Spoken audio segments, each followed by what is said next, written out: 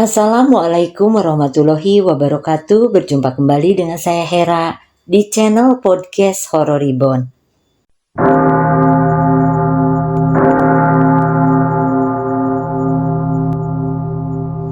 Rusdi dan Haris adalah penjual sate yang sering mangkal di pinggir jalan raya. Di jalanan itu hanya mereka berdua saja yang berjualan. Mereka selalu jualan menggunakan gerobak yang berbentuk seperti perahu kecil. Sejak dari kampung halaman, mereka sudah berniat merantau untuk berjualan sate seperti yang lain. Karena tidak mau kalah bersaing, mereka memilih suatu daerah yang mana belum ada penjual satenya sama sekali. Berangkat dari kampung halaman yang sama, membuat mereka selalu berbarengan, mulai dari belanja daging hingga berjualan. Setiap jam 5 sore, mereka sudah saling mengode kalau selepas maghrib mereka harus sudah berangkat. Mereka berjualan mulai dari selepas maghrib hingga jam 12 malam. Kalau belum habis biasanya mereka molor maksimal sampai jam 1 dini hari. Tempat mangkal mereka sama, di depan rumah sakit yang ramai lalu lalang orang. Sebagai perantau yang datang di tempat orang, Rusdi dan Haris menanyakan perihal pantangan tempat itu. Orang-orang kampung yang terkenal ramah itu menjelaskan satu pantangan saja. "Mas, kalau di sini berjualan di hari Selasa adalah pantangan. Jadi sebaiknya kalau hari Selasa libur saja." Begitulah kata sesepuh di kampung tempat mereka tinggal. Rusdi dan Haris mengangguk. Selain itu tidak ada pantangan lagi. Mereka pun mulai berjualan sate. Mulanya semua tampak baik-baik saja. Lalu pada suatu kesempatan timbul rasa iri di hati Rusdi. Hal itu dikarenakan jualan Haris lebih laris ketimbang jualan Rusdi. Padahal jualan mereka berdampingan. Namun orang-orang memilih membeli di tempat Haris. "Maaf mas, satenya sudah habis. Di tempat teman saya masih ada." Haris menawarkan sate milik Rusdi. Namun pembeli itu menolak. "Kalau bukan Cak Haris, saya kurang mantap." Pembeli itu pun langsung pergi. Rusdi yang mendengar itu sakit hati. Rusdi mulai tidak nyaman bila berjualan berdampingan dengan Haris. Selain membuat hati sakit setiap hari, juga membuat dagangannya tidak pernah habis. "Apa masih banyak sate murus?" Haris yang selesai menghitung uang hasil jualan menghampiri Rusdi. "Baru laku 1 porsi, Riz." Rusdi mengeluh. Haris meminta sabar. Siapa tahu ada pembeli setelah ini. Rusdi hanya mengangguk. Namun di hati dia tidak henti-hentinya mengumpat. Sampai jam 1 dagangan Rusdi hanya laku 1 porsi saja. Itu pun yang membeli adalah tetangga sendiri yang merasa tidak enak. Rusdi dan Haris pun pulang dengan perasaan yang berbeda. Sepanjang perjalanan Haris terus bersiul-siul. Ia tampak bahagia karena dagangan yang dibawa habis tak tersisa. Sedangkan Rusdi hanya diam dan cemberut. Ketika sampai di rumah, Rusdi memikirkan cara supaya dagangannya bisa laris. Jika dia terus-terusan berjualan seperti hari ini, maka dia akan rugi dan bangkrut. Ia tidak mau hal itu terjadi. Makanya dia putar otak mencari cara supaya bisa sama dengan Haris. Satu-satunya cara yang manjur untuk merebut pelanggan adalah dengan berjualan saat Haris libur. Haris yang mematuhi perkataan sesepuh selalu libur pada hari Selasa.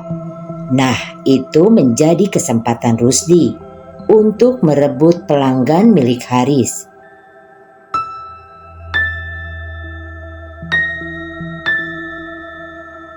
Rusdi semakin yakin bisa merebut pelanggan karena Haris selalu menginap ke rumah mertua sejak pagi saat libur.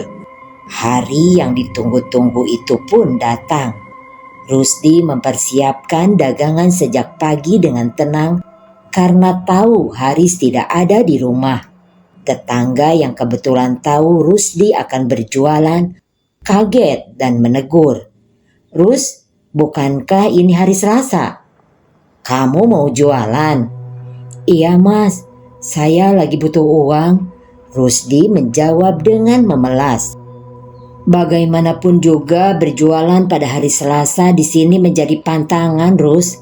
Sebaiknya jangan kamu langgar," tetangga itu mengingatkan lagi. Namun Rusdi tidak menggubris. Tetangga itu pun pergi dengan wajah kesal. Dia tidak mau mengurusi Rusdi lagi. Saat hendak berangkat, Wiwik sang istri meyakinkan Rusdi untuk kedua kali. "Kamu yakin mau jualan hari Selasa, Mas?" "Yakin? Memangnya kenapa? Kamu takut? Jangan terlalu percaya dengan hal-hal begituan. Ini kesempatan kita untuk merebut pelanggan milik Haris," Rusdi menjawab dengan menggebu-gebu. Wiwik pun membiarkan Rusdi berangkat berjualan. Saat hendak keluar dari gang di kampung itu, dia diingatkan lagi oleh tetangga. Namun jawaban Rusdi sama, dia butuh uang. Tetangga tersebut tidak bisa menjawab apa-apa lagi. Ketika sampai di tempat mangkal yang sama, Rusdi melihat jalanan sangat lenggang. Suasana malam itu berbeda sekali dengan suasana malam di hari lain. Tubuh Rusdi merinding. Ia merasakan malam semakin dingin hingga menggerogoti tulang-tulang. Kenapa sepi sekali ya? Padahal kalau hari biasa jalanan dan rumah sakit tampak ramai. Gumam Rusdi sambil memakai jaket yang kebetulan tadi dia bawa. Rusdi menunggu pembeli di sana. Namun dari selepas maghrib sampai jam 11, tidak ada pembeli sama sekali. Angin berhembus kencang hingga nyaris membuat gerobaknya terjatuh. Untung Rusdi sigap dan menahan gerobak itu agar tidak jatuh. Hujan rintik-rintik mulai turun. Kilatan demi kilatan menyambar dari langit. Rusdi memasang payung di atas gerobak. Ia menggerutu karena hujan malah turun. Sambil memandangi hujan, Rusdi menyalakan arang yang sempat mati. Tak berselang lama ada perempuan yang menghampiri dan memesan sate. Rusdi tampak bahagia. Dia segera membuatkan 3 porsi sate pesanan perempuan yang berwajah agak pucat. Sambil menunggu sate matang, Rusdi memotongi lontong di atas kertas minyak. Sate yang sudah matang dia angkat dan ditaruh di atas potongan lontong. Tangan Rusdi begitu cekatan membungkus sate tersebut. "Sebentar ya Mbak, plastiknya habis." Rusdi mencari-cari kantong plastik, tetapi di dekat tumpukan lontong tidak ada. Terpaksa Rudi mencari di bawah. Saat dia berdiri, perempuan yang tadi memesan hilang. Rusdi mencari ke sekitar, namun tidak ada. Tidak mungkin perempuan itu menghilang secepat itu. Tubuh Rusdi semakin tidak karuan. Selain terkena air hujan dan dingin, perempuan yang hilang barusan membuat tubuhnya terasa beku dan kaku. Ada perasaan merinding yang ia rasakan.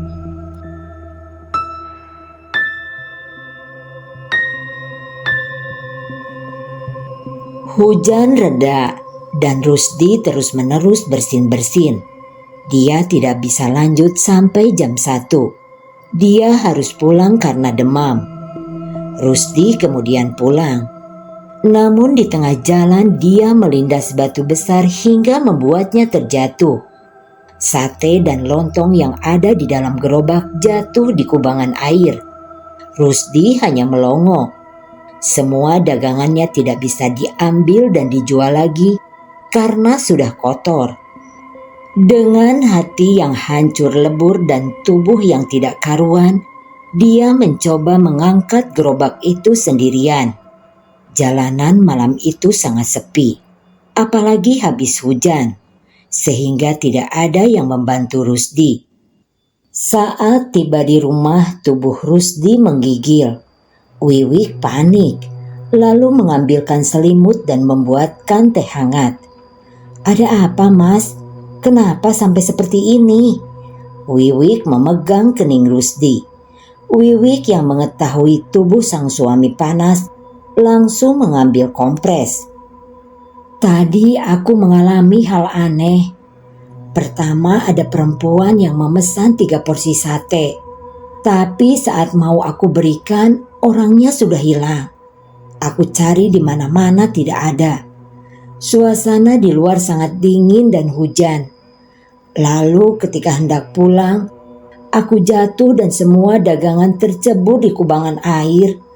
Rusdi mengusap hidung yang keluar ingus. Wiwi kaget. "Apa jangan-jangan ini gara-gara pantangan itu ya, Mas?" "Mungkin iya, Wik. Aku kapok." Kabar Rusdi sakit sampai ke telinga tetangga dan juga Haris. Mereka menengok Rusdi. Rusdi mengungkap penyesalan itu di depan semua orang dan berjanji tidak akan mengulangi lagi. Rusdi pun sembuh setelah 3 hari melawan demam dan rasa sakit di tubuh. Dia masih menyimpan iri hati dengan Haris.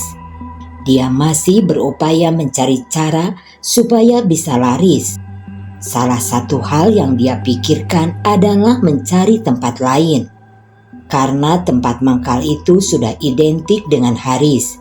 Jadi kalau dia masih berada di sana, sama saja dia hanya seperti obat nyamuk untuk Haris dan pelanggan setianya.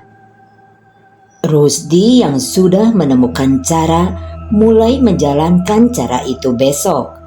Pertama dia harus menghindari ajakan Haris setiap mau berangkat. Ia tidak mau Haris ikut berjualan di tempat baru yang sudah ia tentukan.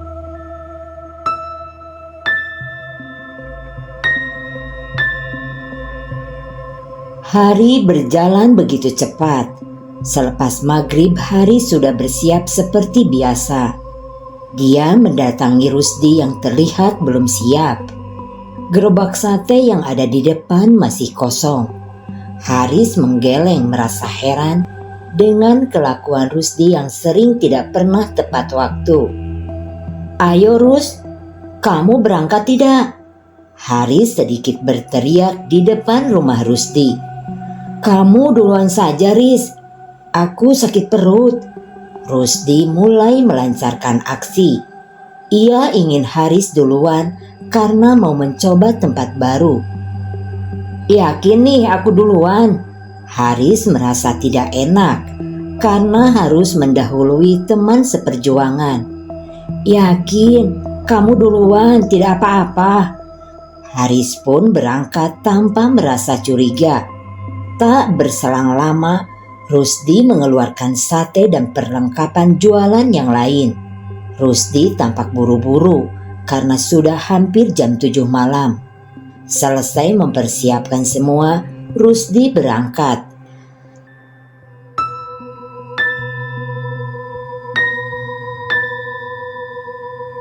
Malam ini Rusdi mangkal di depan swalayan. Di sana juga ramai orang lalu lalang berbelanja.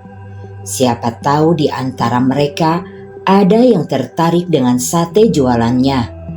Rusdi menunggu dengan harapan yang sangat besar. Ketika ada orang lewat, Rusdi menawarkan sate yang ada di gerobak itu. Namun orang itu melambaikan tangan. Sudah ada 10 orang yang ia tawari, namun belum ada yang mau. Rusdi yang capek duduk di trotoar sambil memegangi kepala. Kapan ada pembeli yang datang? Gerutu Rusdi di dalam hati. Setengah jam dia menunggu lagi. Tiba-tiba ada yang mendatangi. Rusdi yang melihat dua perempuan yang masih muda itu tampak bahagia. Dia berdiri dengan sangat antusias. Salah satu perempuan memesan 2 bungkus sate. Dia pun mulai membakar sate dan memotongi lontong. "Pedas atau tidak, Mbak?" Rusdi bertanya dengan sangat ramah. "Yang satu pedas dan ditaburi lombok, yang satunya lagi tidak usah," perempuan itu menjawab sambil mencari uang di dalam dompet. "Siap, Mbak." Rusdi pun mengipasi sate itu dengan semangat. Bau bumbu sate itu menyerbak melalui kepulan-kepulan asap, membuat beberapa orang yang jalan melirik sebentar lalu melanjutkan perjalanan. Mereka masih menunggu sate itu matang, hingga datang lagi satu perempuan. Rusdi menduga itu rombongan yang sama dengan pembelinya saat ini. "Kalian beli apa?" perempuan itu bertanya dengan sedikit basa-basi. "Ini, aku beli sate." "Ya, kenapa nggak bilang-bilang kalau mau beli sate?" perempuan yang baru menyusul itu menggerutu. "Memangnya kenapa? Kamu tinggal pesan saja, toh kita masih di sini." Teman yang tadi memesan menjawab dengan agak sewot. "Bukan itu maksudku. Kalau kamu mau beli sate, aku punya yang rekomen. Biasanya penjual satenya mangkal di depan rumah sakit." Perempuan itu berkomentar tanpa merasa bersalah. Padahal jelas-jelas Rusdi ada di depan mata. Rusdi yang mendengar itu kembali sakit hati. Tentu saja dia tahu yang dimaksud perempuan itu. Siapa lagi kalau bukan Haris? Dia merasa sial dan kesal.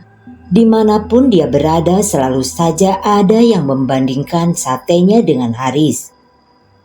"Hus, kamu itu, ada bapak penjualnya loh, ngawur saja," tegur sang teman yang merasa tidak enak didengar oleh Rusdi. Rusdi yang sudah terlanjur sakit hati, dia melayani pembeli itu dengan agak kesal.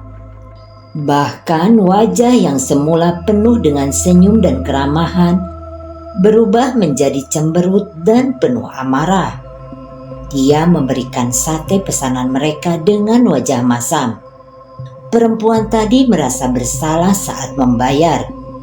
"Maaf ya Pak." Sebelum pergi perempuan itu sempat meminta maaf. Tetapi Rusdi tidak menggubris.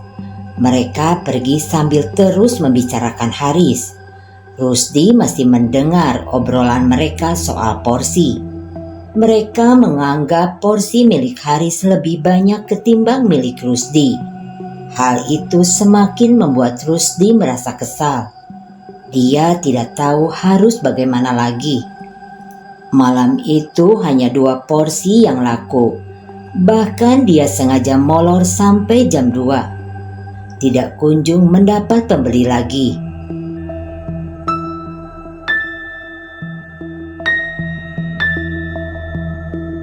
Rusdi pulang terlambat dengan perasaan dan hati yang dongkol. Dia cerita pada Wiwik sang istri. Istrinya juga kebingungan mencari cara. Mereka tidak mungkin menambah porsi seperti yang dilakukan oleh Haris. Sama saja mengurangi laba.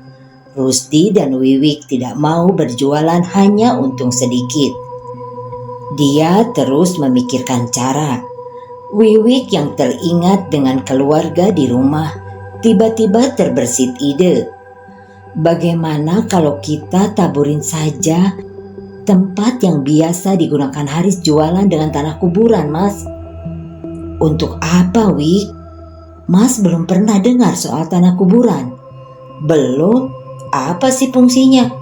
Rusdi menjadi penasaran dan mendesak Wiwik untuk cerita. Wiwik pun menceritakan tentang tanah kuburan itu pada Rusdi. Santet tanah kuburan itu ternyata sudah sering dilakukan oleh kakak-kakak dan saudaranya yang lain untuk mematikan usaha pesaing. Rusdi yang baru mendengar soal itu menjadi bersemangat. Wiwik melanjutkan. Penjelasan itu membuat Rusdi ingin segera mencari tanah kuburan seperti yang dimaksud.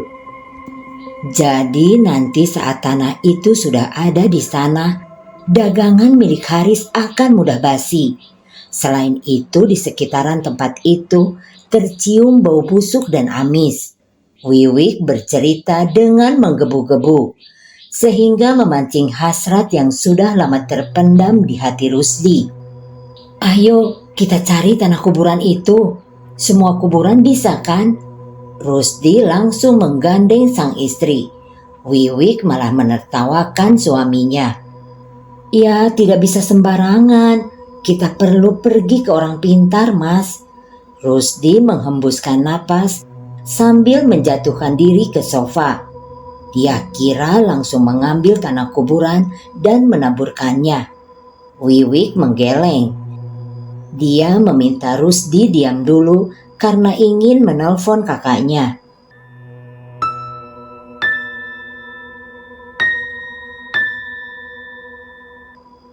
Rusdi membawa tanah kuburan yang dibungkus dengan kain kapan itu ke depan rumah sakit. Sebelum mengeluarkan dari kantong plastik, Rusdi mengamati sekitar. Ia harus memastikan jika keadaan sekitar aman. Sepertinya aman, sudah tidak ada orang yang lewat. Batin Rusdi sambil tersenyum jahat.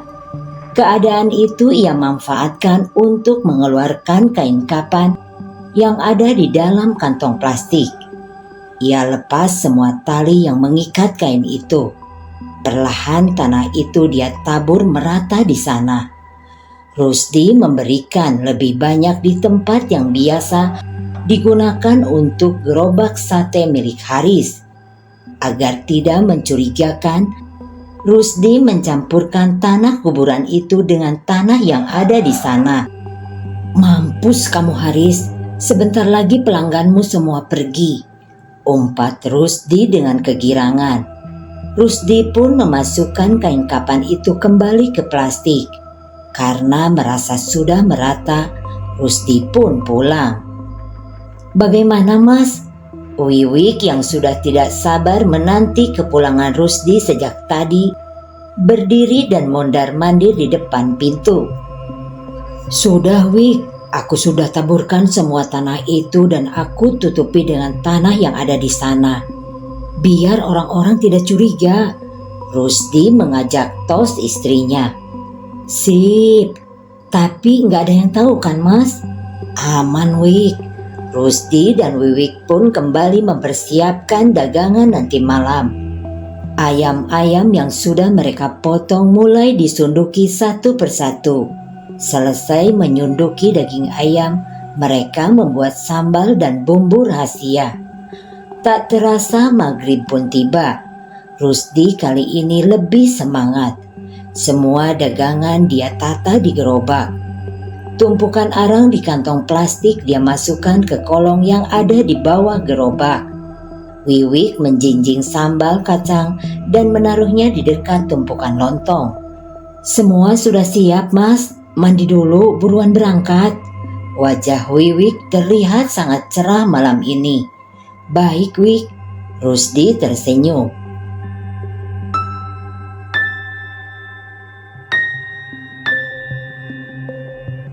Haris yang lewat di depan rumah Rusdi terkejut karena semua dagangan temannya sudah siap.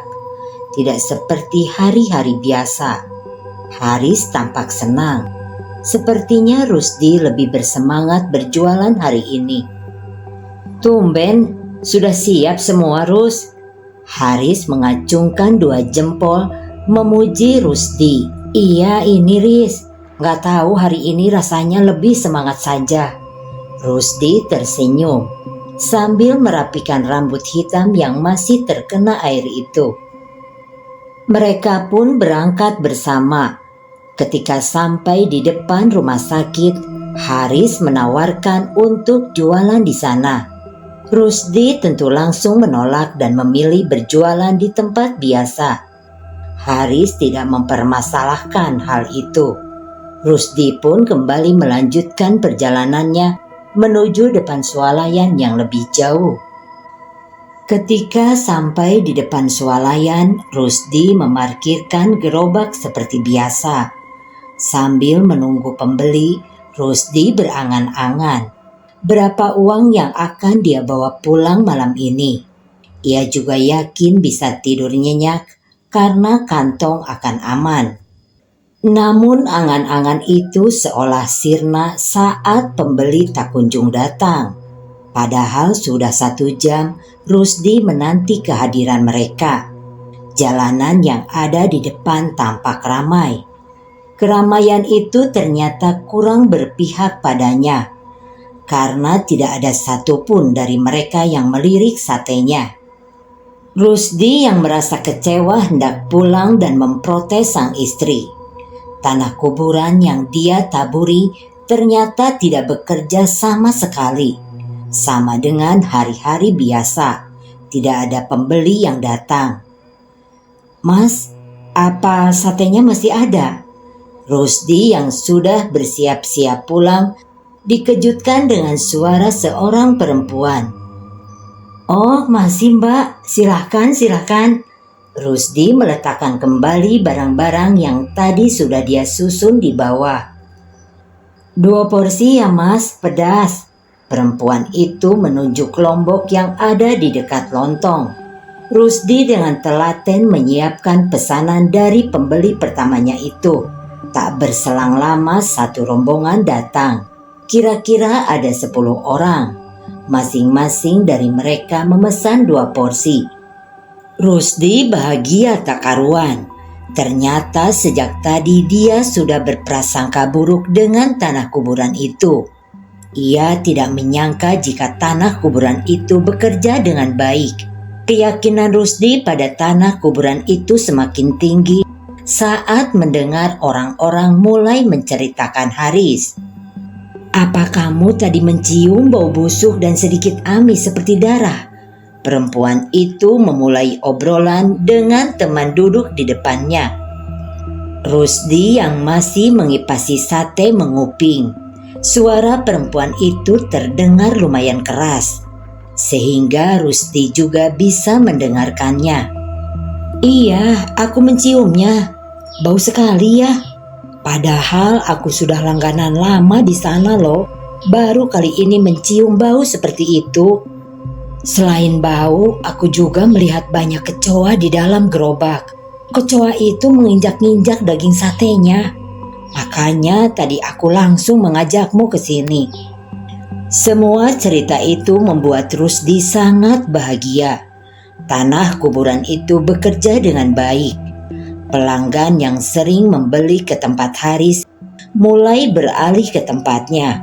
Walau masih sedikit, bagi Rusdi itu sudah lumayan cukup. Rusdi yang merasa bosan melihat arang terus mencoba melihat keadaan sekitar saat mengipasi sate. Di seberang jalan ada ibu-ibu paruh baya sedang memandanginya. Pandangan itu tidak biasa dan sedikit melotot. Mendapat tatapan semacam itu membuat Rusdi memalingkan wajah. Kembali dia tatap arang-arang yang mengeluarkan percikan api kecil-kecil. Percikan itu malah mulai mengenai wajahnya. Rusdi pun menjauhkan diri dari arang dan tanpa sengaja melihat ke seberang jalan lagi. Ibu-ibu itu masih memandangi. Siapa ibu-ibu itu? Kenapa dia tampak tidak suka dengan keberadaanku?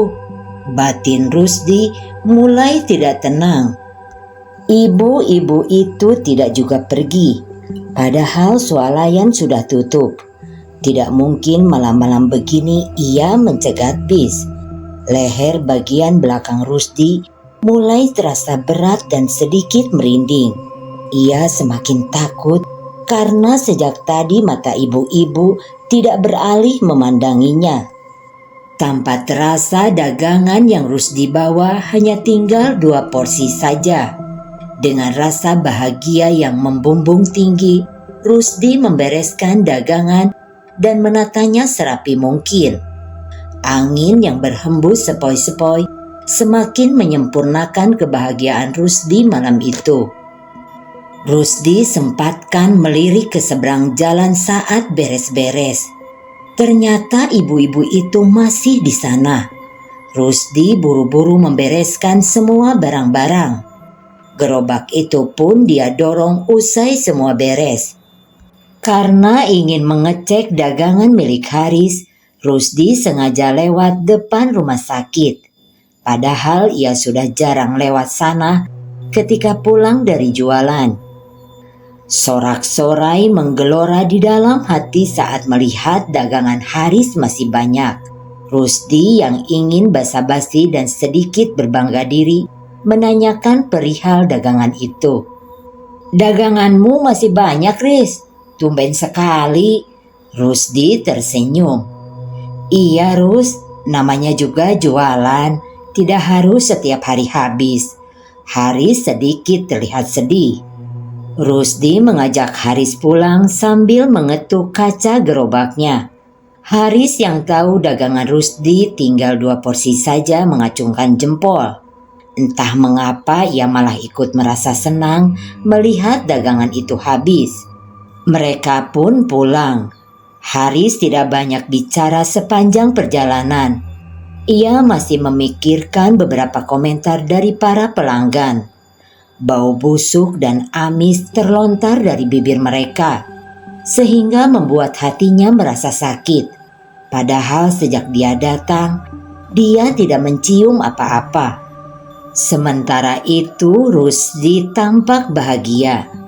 Dia yakin tidak lama lagi para pelanggan milik Haris akan berpindah. Rencananya Rusdi akan menambah porsi sate besok. Dia sudah memperkirakan akan mendapat pelanggan yang banyak.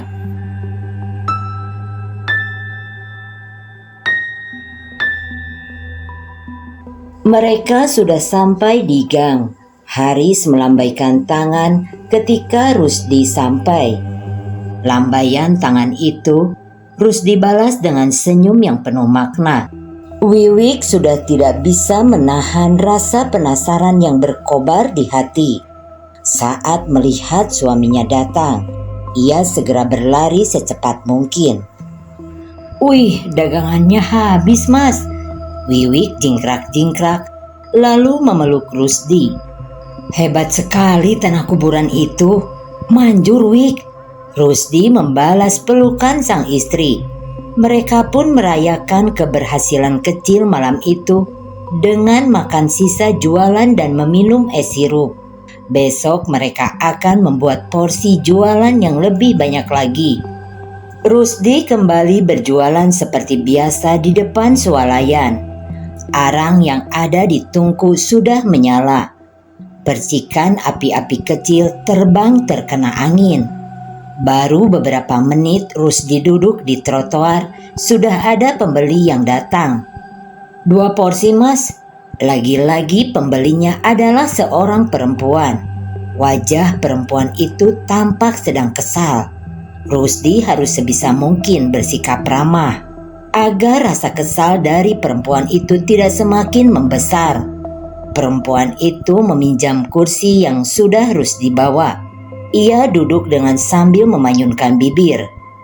"Mas, tahu penjual sate yang ada di depan rumah sakit sana?" Perempuan itu memecah keheningan dengan mengajak Rusdi mengobrol. "Iya, saya tahu. Memang ada apa, Mbak?" Rusdi menjawab sembari mengipasi sate-sate yang sudah mulai matang. "Kenapa ya pas aku beli tadi tempatnya bau busuk dan amis. Lalu pas aku makan satenya pahit semua. Sampai aku muntah-muntah di sana." Perempuan itu lalu menggerutu setelah bercerita. Rusdi tersenyum. Mungkin ini kesempatan buat dia menjatuhkan Haris. Ia mencoba merangkai kata supaya perempuan yang sedang duduk itu percaya dengan ucapannya. "Kalau saya dengar-dengar dari orang lain, ayam yang dipakai ayam tiren, jadi bau seperti itu." Rusdi memasang mimik wajah mencekam agar perempuan itu percaya. "Masa Mas? Apa Mas kenal dengan penjual itu?" Perempuan itu kaget. "Tidak, aku tidak mengenalnya." Rusdi langsung mengelak ketika mendapat pertanyaan semacam itu. Dari pembicaraan itu, gosip tentang ayam tiren menyebar. Hampir semua pelanggan Haris lari ke tempat Rusdi. Dagangan Rusdi habis setiap harinya. Ia merasa senang dan selalu bersemangat ketika hendak berjualan. Hingga suatu malam saat dia membereskan barang-barang, Rusdi melihat ibu-ibu duduk di sebelah kanan tempat ia jualan. Jaraknya sangat dekat sekali. Tatapan ibu-ibu itu membuat Rusdi panik dan buru-buru memasukkan barang-barangnya ke gerobak. Bau menyan dan bunga melati sangat menyengat. Rusdi yang mencium bau itu semakin gemetaran. Suasana malam itu semakin mencekam karena jalanan sepi, sehingga hanya ada mereka berdua. Gerobak yang sudah siap ia dorong dengan sedikit berlari. Rusdi benar-benar takut. Tanpa terasa dia sudah sampai di rumah. Rusdi meletakkan gerobak itu, lalu duduk terkapar di kursi teras. Wiwik yang melihat suaminya ngos-ngosan dan lemas langsung mendekat. "Kenapa Mas? Kok tubuhmu sampai lemas begini?" Wiwik mengecek suhu tubuh suaminya dan memegang kening dan beberapa bagian lain. "Tadi aku dikejar ibu-ibu Parubaya. Aku tidak tahu siapa dia. Yang jelas saat kita sangat dekat, bau menyan dan bunga melati terasa sekali di hidung." Rusdi masih megap-megap. Dadanya naik turun tidak beraturan. "Terus bagaimana Mas?" "Aku tidak tahu, karena tiba-tiba aku sudah berada di rumah." Wiwik menuntun Rusdi ke rumah. Rasa lelah yang begitu kuat membuat Rusdi tidur duluan di kasur. Wiwik mencoba mengingat apa yang dikatakan oleh kakaknya. Ia mencari tahu apakah berkaitan antara kejadian yang suaminya alami dengan pantangan itu.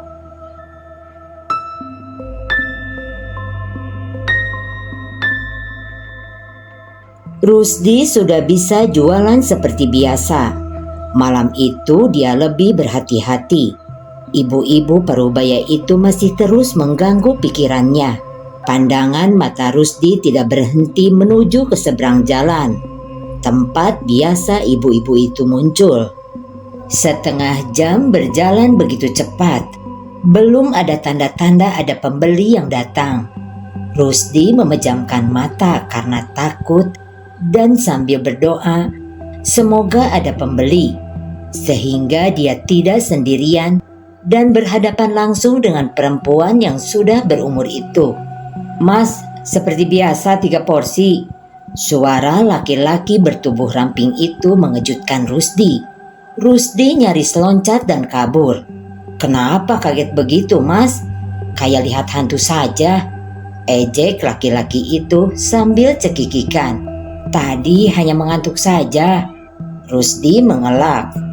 Pembeli yang membludak membuat Rusdi harus pulang lebih awal. Ia merasa sangat senang karena tidak akan bertemu dengan ibu-ibu Parubaya lagi. Jam 10, Rusdi sudah mendorong gerobaknya pergi dari tempat itu. Jalanan yang sering dia lewati mendadak menjadi sepi. Rusdi mulai merasa tidak enak hati. Seluruh tubuhnya merinding. Angin yang tadi senantiasa berhembus mendadak seperti lenyap. Suasana seperti itulah yang tidak disukai Rusdi. Rusdi terus mendorong gerobak itu dengan sekuat tenaga. Ia harus cepat pulang, supaya tidak bertemu dengan ibu-ibu Parubaya. Namun sayang, ibu-ibu tersebut berdiri tepat di tengah jalan dan menghentikan laju gerobak Rusdi. "Jangan ganggu aku, awas aku mau lewat." Rusdi yang sudah berada persis di depannya membelokkan gerobak kesayangannya. Agar bisa sampai di titik itu tidak mudah bagi Rusdi. Ia harus mengumpulkan semua keberanian yang dimiliki. Barulah dia berani berhadapan langsung dengan ibu tersebut. Walaupun berani, Rusdi tetap memejamkan mata. Wajah ibu Parubaya itu sangat pucat. "Nak, tidak perlu takut. Aku hanya ingin memesan sate untuk acara syukuran di rumah." Ibu itu mengutarakan tujuannya saat menghentikan Rusdi di tengah jalan. Ia memperkenalkan namanya yaitu Komaria.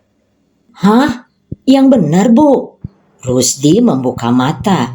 Ia sangat senang mendengar kabar itu. Ternyata ia salah menduga. Selama beberapa hari ini Ibu Komariah memperhatikannya, mungkin ingin memesan sate. "Benar, Nak.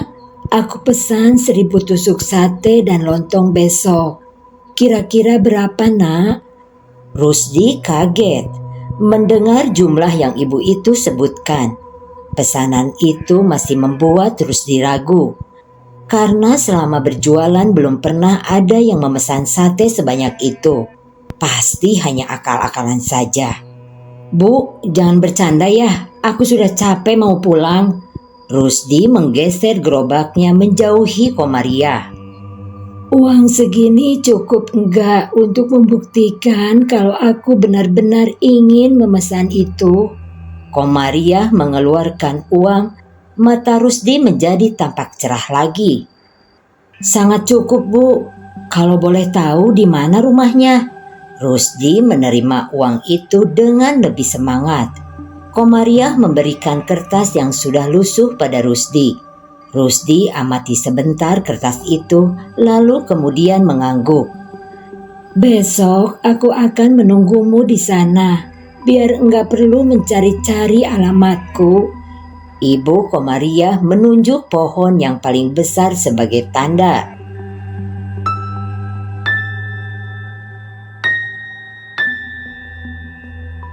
Wiwik yang mendapat uang 3 kali lipat dari hari biasanya kaget. Hingga hampir beberapa menit bibirnya menganggak, bahkan sampai tidak percaya. Ia elus-elus setiap sisi uang itu. Apakah asli atau tidak? Ternyata uang itu memang asli. "Ini benar ibu-ibu yang mengejarmu kemarin memesan sate sebanyak itu?" Wiwik masih belum percaya. "Benar, dia sampai DP sebanyak itu. Aku sendiri saja masih tidak percaya. Bahkan katanya, aku suruh menghitung semua uangnya. Nanti akan dilunasi semua setelah acara selesai." Rusdi tersenyum. "Bagaimana kalau harganya kita naikkan jadi 2 kali lipat? Ya supaya untung banyak. Kapan lagi coba dapat pesanan sebanyak ini, Mas?" Wiwik yang tidak pernah merasa puas mengusulkan itu pada sang suami. "Cocok itu, jadi kita bisa punya uang lebih ke depannya." Rusdi yang memiliki pikiran sama malah setuju. Mereka pun memutuskan untuk tidur malam itu. Acara syukuran dimulai selepas Isya, sehingga Rusdi harus berangkat selepas maghrib. Wiwik sudah membelikan ayam serta bahan-bahan lain pagi ini. Rusdi pun membantu memotongi daging ayam saat sang istri membuat bumbu sambal kacang. "Oh iya Wik, kabarnya Haris bagaimana ya?" Rusdi membuka obrolan karena sejak tadi mereka sibuk sendiri-sendiri. "Sejak kamu bilang pada orang-orang tentang ayam tiren, Haris dan istrinya tidak pernah mau bertegur sapa denganku." Wiwik menyeka keringat. "Ya sudah, tidak apa-apa. Toh yang penting sekarang dagangan kita sering habis." Suasana hening lagi. Namun tak berselang lama, Wiwik memecah keheningan itu dengan meminta izin untuk membeli televisi.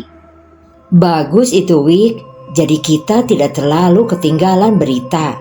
Rusdi mengizinkan Wiwik membeli televisi, karena tidak lama lagi ia akan mendapat uang yang melimpah. "Tadi aku sudah pesan ke tukang kredit, kita sudah deal dan televisinya diantar nanti sore." Wiwik tampak bahagia. Rusdi mengangguk dan sedikit merasa kaget karena istrinya sudah pesan duluan sebelum izin. Tanpa terasa maghrib pun tiba. Rusdi dan Wiwik mengeluarkan sate serta lontong pesanan Komariah. 5 menit mereka mengeluarkan semuanya. Ketika sudah beres, Rusdi pamit untuk mengantar pesanan. "Hati-hati di jalan ya Mas," Wiwik memeluk suaminya. "Terima kasih Wik, tunggu aku pulang ya bawa uang banyak. Nanti kita hitung sambil nonton TV." Rusdi mengibaskan nota yang harus dibayarkan oleh Komariah. Nota itu dibuat Wiwik serapi mungkin supaya dibaca. Tidak lupa dia naikkan harganya 2 kali lipat.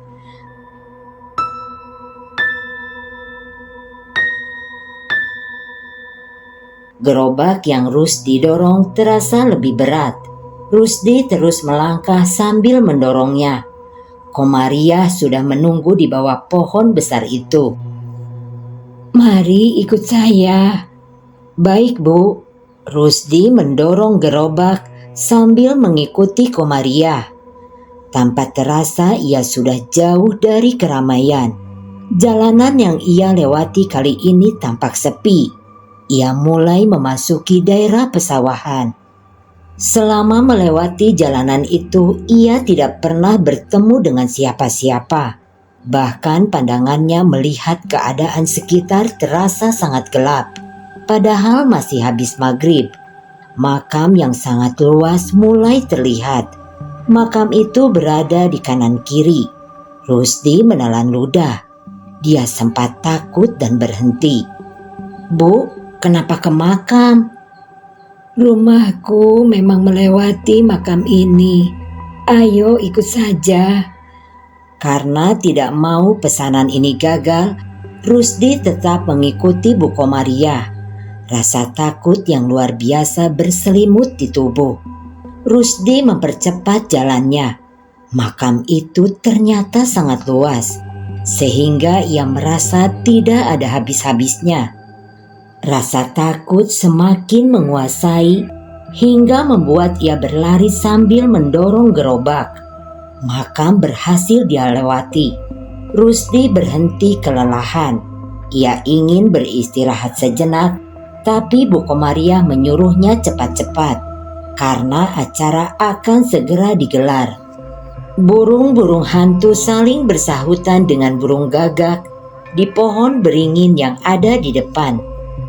"Bagaimana ini? Aku harus pulang atau melanjutkan perjalanan lagi?" Rusdi yang sangat ketakutan ingin sekali pulang. Sayang apabila harus kembali pulang. Tak hanya itu yang menjadi pertimbangan Rusdi. TV yang harus dilunasi juga menjadi pertimbangan yang paling kuat. Bu Komariah terus menuntunnya di depan. Jalanan semakin mencekam ketika ia melewati pohon beringin besar yang berdiri di kanan dan kiri jalan itu.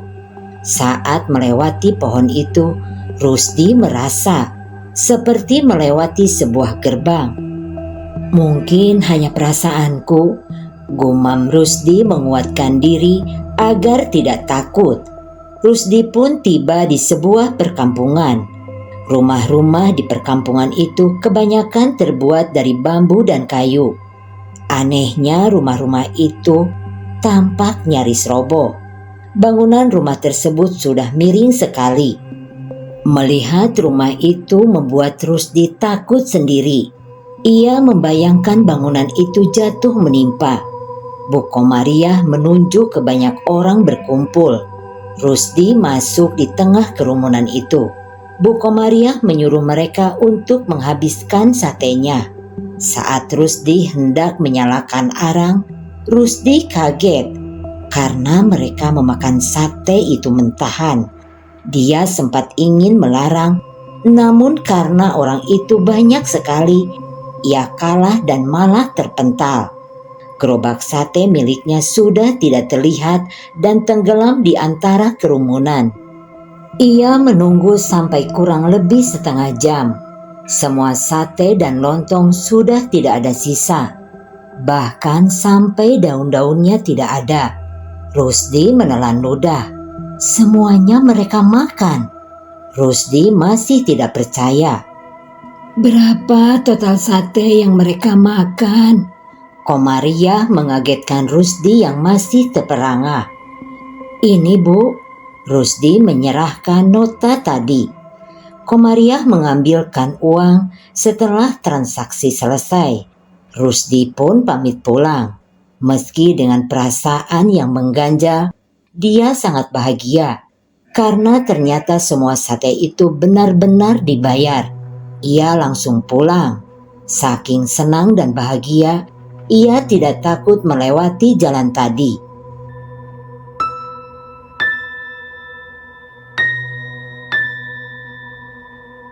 Wiwi kaget karena Rusdi pulang lebih cepat dari perkiraan. Dia pun bergegas membantu suaminya membereskan peralatan jualan, lalu mengajak masuk. Wiwik membuatkan minum untuk Rusdi. Bagaimana tadi Mas? Dia mau bayar dengan harga sebesar itu. Wiwik sudah tidak sabar. Sejak tadi yang dia pikirkan hanya uang saja. Dia tidak menanyakan apa yang Rusdi alami sejak ia berangkat. Luar biasa, dia mau bayar tanpa banyak bertanya. Rusdi selesai meneguk minum yang Wiwik berikan. Wiwik pun meminta Rusdi untuk memperlihatkan uang itu. Ketika mengeluarkan kantong plastik berwarna hitam yang ada di saku celana, Wiwik bertepuk tangan karena sudah tidak sabar. Rusdi membuka kantong itu. Ketika plastik itu berhasil dibuka, mereka terkejut karena yang ada hanyalah daun Kamboja. Tangan Rusdi gemetar seketika. Mas, pasti lagi bercanda. Wiwik masih tidak percaya dan ketawa.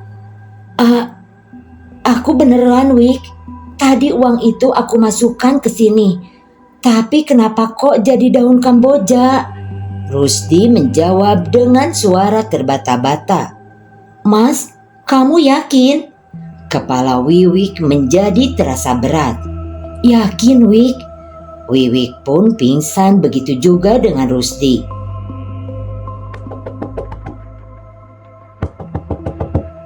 Pagi-pagi suara ketukan agak keras membangunkan mereka. Ternyata tukang kredit itu datang. Kalian mau menipu saya ya? Semua uangnya jadi daun Kamboja. Tukang kredit itu pun mencopoti kabel-kabel TV dan membawa TV itu pulang. Rusdi dan Wiwik hanya bisa pasrah. Mereka pun tidak tahu harus bagaimana. Semua uang sudah habis. Bahkan untuk beli bahan jualan pun tidak ada. Tukang daging pun menyebarkan isu bahwa Rusdi telah melakukan pesugihan. Karena uang yang diterima dari istrinya berubah menjadi daun. Sedangkan Haris mencari tempat yang baru. Setelah melakukan ruqyah pada diri dan tempat usahanya, dagangannya lari seperti dulu. Karena rasa penasarannya belum habis, Rusdi berniat kembali ke kampung Bu Komariah, melewati makam yang luas. Namun setelah sampai di ujung makam, tidak ia dapati perkampungan itu. Rusdi memukul-mukul kepalanya. Kini ia yakin yang ia masuki adalah perkampungan gaib. Karena sudah tidak tahan menanggung malu atau gosip yang sudah beredar, Rusdi dan istrinya pindah ke kota lain dan memulai kehidupan yang baru. Segala kejadian yang telah mereka alami, mereka jadikan pengalaman dan pelajaran.